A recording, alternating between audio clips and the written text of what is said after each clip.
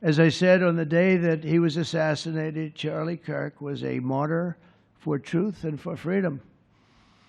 And from Socrates to think, and to St. Peter, from Abraham Lincoln to Martin Luther King, those who change history the most, and he really did, have always risked their lives for causes they were put on earth to defend. He was put on earth to do exactly what he was doing. He didn't want to waste time. He would have been a top student at any college in the country. I know the colleges well. He's smarter than the guys there. He was so smart.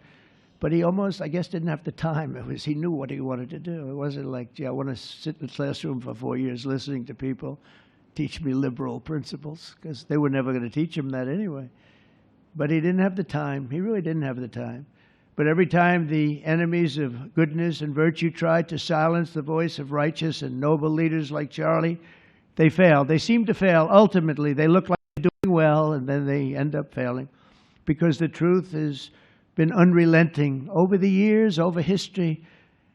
And people like Charlie, it's just they've got a power that others don't have, and very few people will ever have. So today, like those martyrs before him, Charlie's voice, his message, and his legacy are stronger and greater than ever before. They are greater than ever before. Look, this is a horrible event, but it brought out the greatness of Charlie.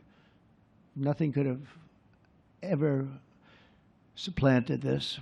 It's incredible, the way people are talking about him. And with great love. I mean, I read so many stories about some of the enemies, but I watch the enemies, and it's hard for them to speak badly about him because they just don't. And then you do have people in the days since Charlie's killing, we've seen exactly why our country so dearly needed his example. We've watched legions of far-left radicals resort to desperate acts of violence and terror because they know that their ideas and arguments are persuading no one. They know that they're failing. They have the devil's ideology, and they're failing, and they know it.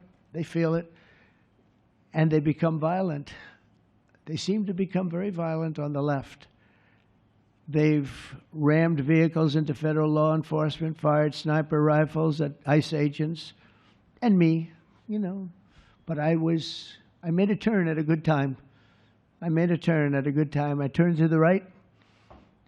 Charlie couldn't believe it, actually. He said, how the hell did you make that turn? I said, I don't know.